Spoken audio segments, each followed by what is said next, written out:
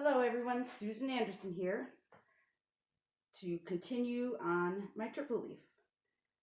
One thing I wanted to share with you guys is that I've come to terms with the fact that I am a master potter. I've been at it 45 years, and it's one of those life lessons that I realized it doesn't really matter.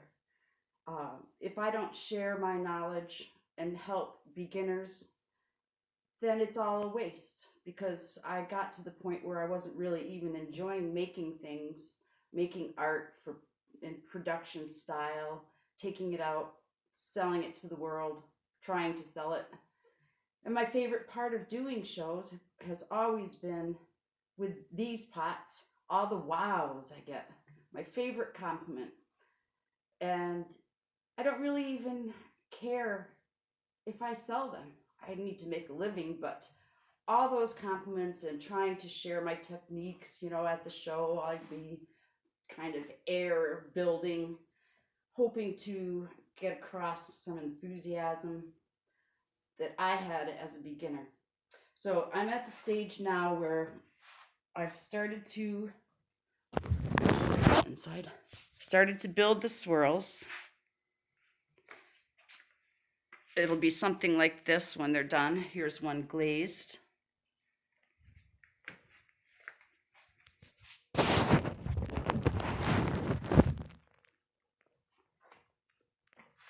This first I will cut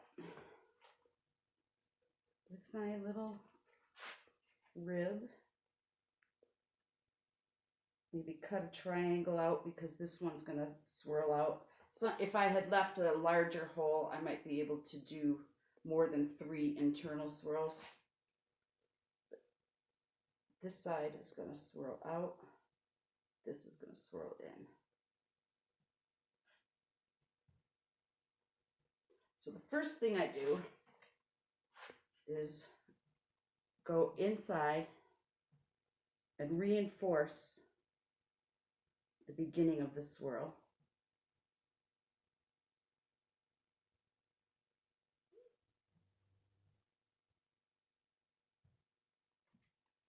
That's very important because it's really easy to get cracks. I've had many cracks.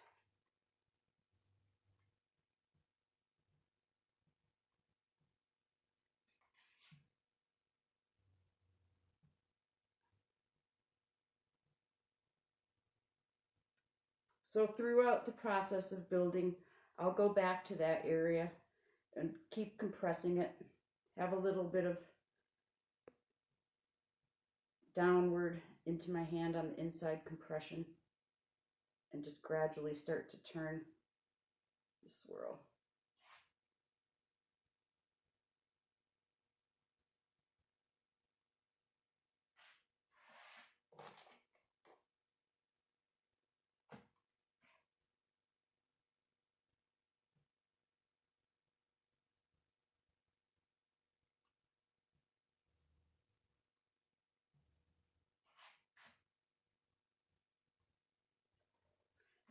I was trained traditionally through apprenticeship. My first apprenticeship, 1975. For the potter, I say, he who shall not be named, because he was such a jerk. But my goal was to make 100 2-pound flower pots in a day. It took me a year to be able to do that. And he said, well, when you can make 100 a day, they'll be worth something, 10 cents a pot. So I had my 3 days of 100 pieces, and he was going away with his new pursuit. He was a bit of a pedophile, but I was able to smash through those pots and make them turn to dust when he kicked me out for asking him for money. Then my next apprenticeship was with Todd Piker at Cornwall Bridge Pottery, with the whole East meets West, Bernard Leach, Hamada, and Michael Cardew, the man who really inspired me with his book Pioneer Pottery. And I spent 4 years there. learning to throw. I was a kind of a slow learner, so my pots weren't that great. And what I didn't see was any reflection of a female aesthetic. Um, in Japan, they were clay slave. The ladies were clay slaves, kneeling in the presence of Hamada.